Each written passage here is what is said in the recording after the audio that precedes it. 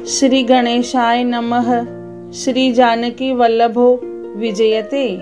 श्री रामचरितमानस प्रारंभ करते हैं। जय सिया राम। श्री रामचरितमानस के द्वितीय सोपान में अयोध्या कांड में दूसरा खंड प्रारंभ करते हैं। बार बार चरण पकड़कर देवताओं ने सरस्वती को संकोच में डाल दिया। तब वह यह विचार कर चली कि देवताओं की बुद्धि ओछी है, इनका निवास तो ऊंचा है पर इनकी करनी नीची है। ये दूसरे का ऐश्वर्य नहीं देख सकते, परंतु आगे के काम का विचार करके श्री राम जी के वन जाने से राक्षसों का वध होगा, जिससे सारा जगत सुखी हो जाएगा। चतुर कवि श्री राम जी के वनवास के चरित्रों का वर्णन करने के लिए मेरी चाह कामना करेंगे। ऐसा विचार कर सरस्वती हृदय में हर्षित होकर दशरथ जी की पूरी अयोध्या में आई। मानो दुसह दुख देने वाली कोई ग्रह दशा आई हो। मंथरा नाम की केकई की एक मंद बुद्धि दासी थी। उसे अपयश की पिटारी बनाकर सरस्वती उसकी बुद्धि को फेर कर चली गई। मंथरा ने देखा कि नगर सजाया हुआ है, सुंदर मंगल में बधावे बज रहे हैं। उसने लोगों से पूछा कि कैसा उत्सव है। उनसे श्री रामचंद्र जी के राज तिलक की बात सुनते ही उसका हृदय जल उठा। वह दुर्बुद्धि नीच जाति वाली दासी विचार करने लगी कि किस प्रकार से यह काम रात ही रात में बिगड़ जाए। जैसे कोई कुटिल भीलनी शहद का छत्ता लगा देखकर घात लगाती है कि इसको किस तरह से उखाड़ दूं। वह उदास होकर भरत जी की माता कैकेयी के पास गई। रानी कैकेयी ने हंसकर कहा, तू उदास क्यों है? मंथरा कुछ उत्तर नहीं देती, केवल लंबी सांस ले रही है और त्रिया चरित्र करके आंसू ढरका रही है। रानी हंसकर कहने लगी कि तेरे बड़े गाल हैं, तू बहुत बढ़ बढ़कर बोलने वाली है। मेरा मन कहता है कि लक्ष्मण ने तुझे कुछ सीख दी है, दंड दिया है, तभी वह महापापनी दासी कुछ भी नहीं बोलती। ऐसी लंबी सांस छोड़ रही है मानो काली नागिन फुफकार छोड़ रही हो। तब रानी ने डरकर कहा, अरे कहती क्यों नहीं? श्री रामचंद्र, राजा लक्ष्मण, भरत और शत्रुघ्न कुशल से तो है। यह सुनकर कुबरी मंथरा के हृदय में बड़ी ही पीड़ा हुई। वह कहने लगी, हे भाई, हमें कोई क्यों सीख देगा और मैं किसका बल पाकर गाल करूंगी, बढ़ बढ़ कर बोलूंगी। रामचंद्र को छोड़कर आज और किसकी कुशल है जिन्हें राजा युवराज पद दे रहे हैं। आज कौशल्या को विधाता बहुत ही दाहिने अनुकूल हुए हैं। यह देखकर उनके हृदय में गर्व समाता नहीं। तुम स्वयं जाकर सब शोभा क्यों नहीं देख लेती, जिसे देखकर मेरे मन में क्षोभ हुआ है। तुम्हारा पुत्र परदेश में है, तुम्हें कुछ सोच नहीं है। जानती हो कि स्वामी हमारे वश में है। तुम्हें तो तोषक पलंग पर पड़े पड़े नींद लेना ही बहुत प्यारा लगता है। राजा की कपट भरी चतुराई तुम नहीं देखती। मंथरा के प्रिय वचन सुनकर किंतु उसको मन की मैली जानकर रानी झुककर डांटकर बोली, बस अब चुप रहे, घर फोड़ी कहीं की। जो फिर कभी ऐसा कहा तो तेरी जीभ पकड़कर निकलवा दूंगी। कानों, लंगड़ों और कुबड़ों को कुटिल और कुचाली जानना चाहिए, उनमें भी स्त्री और खासकर दासी। इतना कहकर भरत जी की माता कैकेयी मुस्कुरा दी और फिर बोली, हे प्रिय वचन कहने वाली मंथरा, मैंने तुझको यह सीख दी है, शिक्षा के लिए इतनी बात कही है। मुझे तुझ पर स्वप्न में भी क्रोध नहीं है। सुंदर मंगलदायक शुभ दिन वही होगा जिस दिन तेरा कहना सत्य होगा, अर्थात श्री राम का राज तिलक होगा। बड़ा भाई स्वामी और छोटा भाई सेवक होता है। यह सूर्यवंश की सुहावनी रीति है। यदि सचमुच कल ही श्री राम का तिलक है तो हे सखी, तेरे मन को अच्छी लगे वही वस्तु मांग ले, मैं दे दूंगी। राम को सहज स्वभाव से सब माताएं कौशल्या के समान ही प्यारी है। मुझ पर तो वे विशेष प्रेम करते हैं। मैंने उनकी प्रीति की परीक्षा करके देख ली है। जो विधाता कृपा करके जन्म दे तो यह भी दे कि श्री रामचंद्र पुत्र और सीता बहू हो। श्री राम मुझे प्राणों से भी अधिक प्रिय हैं। उनके तिलक की बात सुनकर तुझे क्षोभ कैसा? तुझे भरत की सौगंध है। छल कपट छोड़कर सच सच कहे, तू हर्ष के समय विषाद कर रही है, मुझे इसका कारण सुना। मंथरा ने कहा, सारी आशाएं तो एक ही बार कहने में पूरी हो गई। अब तो दूसरी जीभ लगाकर कुछ कहूंगी। मेरा अभागा कपाल तो फोड़ने ही योग्य है, तो अच्छी बात कहने पर भी आपको दुख होता है। जो झूठी सच्ची बातें बनाकर कहते हैं, हे माई वे ही तुम्हें प्रिय हैं और मैं कड़वी लगती हूँ। अब मैं भी ठकुर सुहाती मुँह देखी कहा करूँगी, नहीं तो दिन रात चुप रहूँगी। विधाता ने कुरूप बनाकर मुझे परवश कर दिया। दूसरे का क्या दोष? जो बोया सो काटती हूँ, दिया सो पाती हूँ। कोई भी राजा हो, हमारी क्या हानि है? दासी छोड़कर क्या अब मैं रानी होंगी? अर्थात रानी तो होने से रही।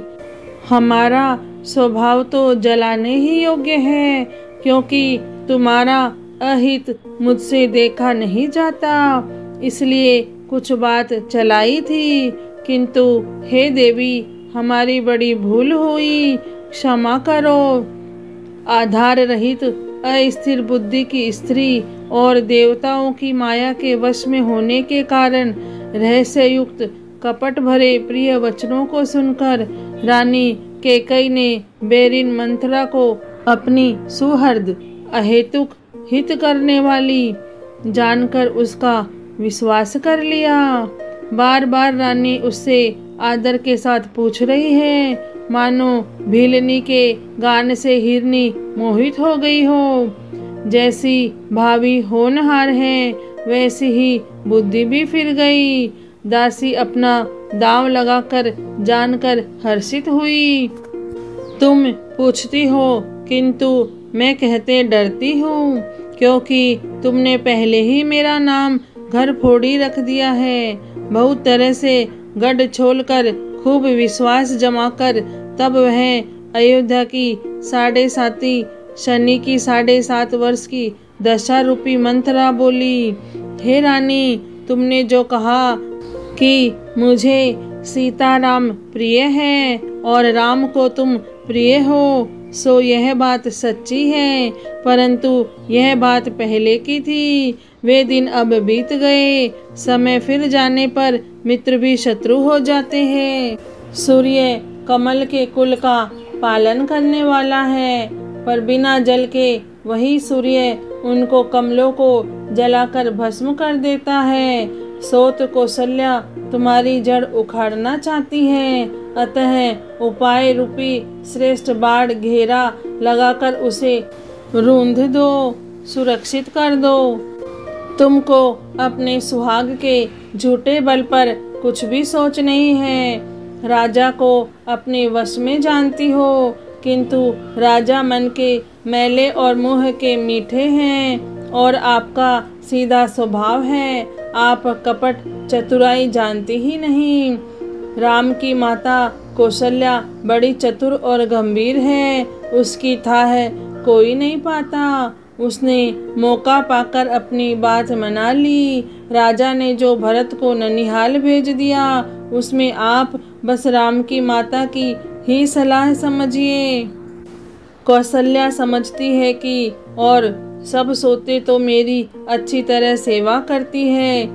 एक भरत की माँ पति के बल पर गर्वित रहती है, इसी से हे माई, कौशल्या को तुम बहुत ही साल खटक रही हो, किंतु वह कपट करने में चतुर है, अतः उसके हृदय का भाव जानने में नहीं आता।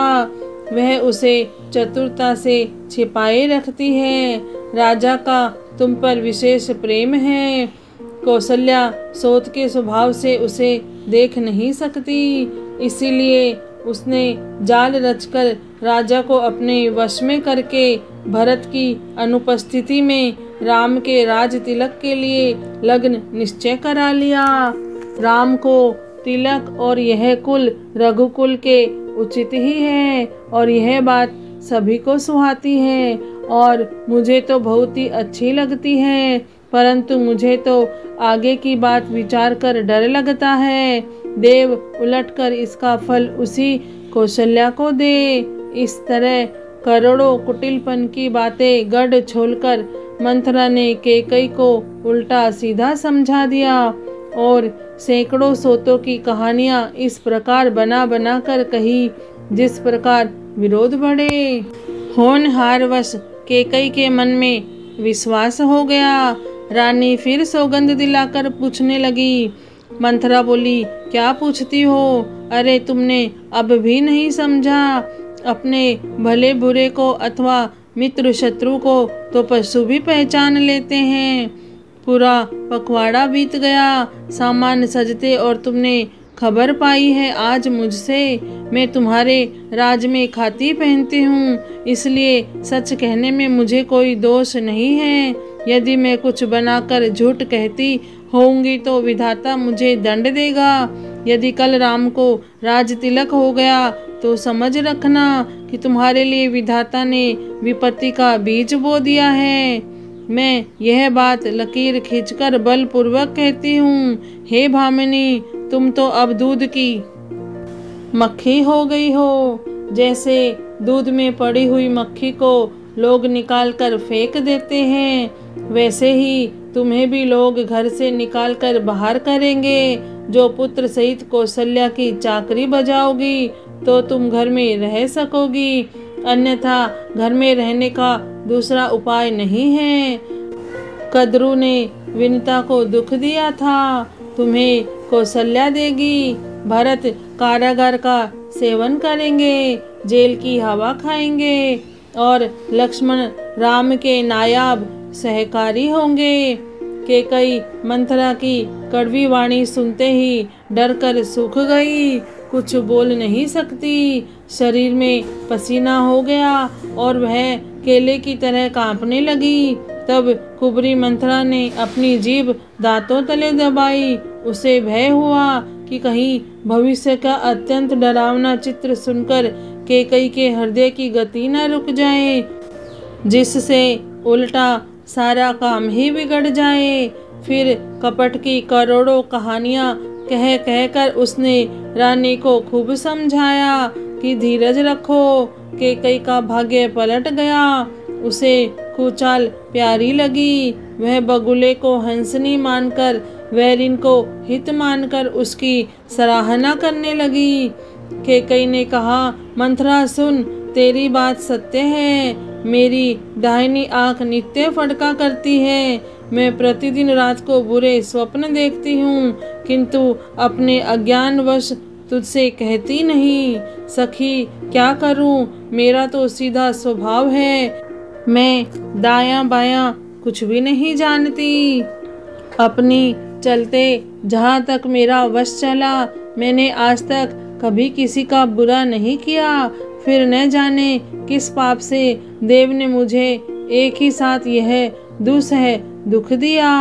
मैं भले ही नेहर जाकर वहीं जीवन बिता दूंगी, पर जीते जी सोत की चाकरी नहीं करूंगी। देव जिसको शत्रु के वश में रखकर जिलाता है, उसके लिए तो जीने की अपेक्षा मरना ही अच्छा है। रानी ने बहुत प्रकार से दीन वचन कहे। उन्हें सुनकर कुबरी ने त्रिया चरित्र फैलाया। वह बोली, तुम मन में ग्लानि मानकर ऐसा क्यों कह रही हो? तुम्हारा सुख सुहाग दिन दिन दूना होगा। जिसने तुम्हारी बुराई चाही है, वही परिणाम में यह बुराई रूप फल पाएगी। हे स्वामिनी, मैंने जब से यह कुमत सुना है तब से मुझे न तो दिन में कुछ भूख लगती है और न रात में नींद ही आती है। मैंने ज्योतिषियों से पूछा तो उन्होंने रेखा खींचकर गणित करके अथवा निश्चय पूर्वक कहा कि भरत राजा होंगे। यह सत्य बात है।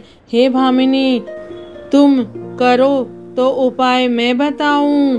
राजा तुम्हारी सेवा के वश में है ही। कैकेयी ने कहा, मैं तेरे कहने से कुएं में गिर सकती हूँ, पुत्र और पति को भी छोड़ सकती हूँ। जब तू मेरा बड़ा भारी दुख देखकर कुछ कहती है तो भला मैं अपने हित के लिए उसे क्यों न करूँगी। कुबरी ने कैकेयी को सब तरह से कबूल करवाकर अर्थात बलि पशु बनाकर कपट रूप छुरी को अपने कठोर हृदय रूपी पत्थर पर टेया, उसकी धार को तेज किया। रानी कैकेयी अपने निकट के शीघ्र आने वाले दुख को कैसे नहीं देखती। जैसे बलि का पशु हरी हरी घास चरता है पर यह नहीं जानता कि मौत सिर पर नाच रही है। मंथरा की बातें सुनने में तो कोमल है पर परिणाम में कठोर भयानक है, मानो वह शहद में घोलकर जहर पिला रही हो। दासी कहती है, हे स्वामिनी, तुमने मुझको एक कथा कही थी, उसकी याद है कि नहीं? तुम्हारे 2 वरदान राजा के पास धरोहर है। आज उन्हें राजा से मांगकर अपनी छाती ठंडी करो। पुत्र को राज्य और राम को वनवास दो और सोत का सारा आनंद तुम ले लो। जब राजा राम की सौगंध खा ले तब वर मांगना, जिससे वचन न टलने पावे। आज की रात बीत गई तो काम बिगड़ जाएगा। मेरी बात को हृदय से प्रिय या प्राणों से भी प्यारी समझना। पापिनी मंथरा ने बड़ी बुरी घात लगाकर कहा, कोप भवन में जाओ, सब काम बड़ी सावधानी से बनाना। राजा पर सहसा विश्वास न कर लेना, उनकी बातों में न आ जाना। कुबरी को रानी ने प्राणों के समान प्रिय समझकर बार बार उसकी बड़ी बुद्धि का बखान किया और बोली, संसार में मेरा तेरे समान हितकारी और कोई नहीं है। तू मुझ बही जाती हुई के लिए सहारा हुई है। यदि विधाता कल मेरा मनोरथ पूरा कर दे तो हे सखी, मैं तुझे आंखों की पुतली बना लूं। इस प्रकार दासी को बहुत तरह से आदर देकर कैकेयी कोप भवन में चली गई। विपत्ति कलह बीज है, दासी वर्षा ऋतु है। कैकेयी की कुबुद्धि उस बीज के बोने के लिए जमीन हो गई। उसमें कपट रूपी जल पाकर अंकुर फूट निकला। दोनों वरदान उस अंकुर के 2 पत्ते हैं और अंत में इसके दुख रूपी फल होगा। कैकेयी कोप का सब साज सजकर कोप भवन में जा सोई। राज्य करती हुई वह अपनी दुष्ट बुद्धि से नष्ट हो गई। राजमहल और नगर में धूमधाम मच रही है। इस कुचाल को कोई कुछ नहीं जानता।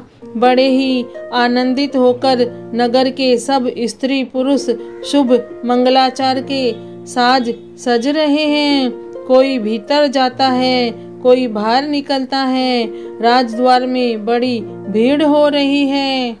श्री रामचंद्र जी के बाल सखा राज तिलक का समाचार सुनकर हृदय में हर्षित होते हैं। वे 10-5 मिलकर श्री रामचंद्र जी के पास आते हैं। प्रेम पहचान कर प्रभु श्री रामचंद्र जी उनका आदर करते हैं और कोमल वाणी से कुशल क्षेम पूछते हैं। अपने प्रिय सखा श्री रामचंद्र जी की आज्ञा पाकर वे आपस में एक दूसरे से श्री रामचंद्र जी की बड़ाई करते हुए घर लौटते हैं। और कहते हैं, संसार में श्री रघुनाथ जी के समान शील और स्नेह को निभाने वाला कौन है। श्री रामचरितमानस के द्वितीय सोपान में अयोध्या कांड में दूसरा खंड पूर्ण हुआ। जय श्री राम, जय सिया राम।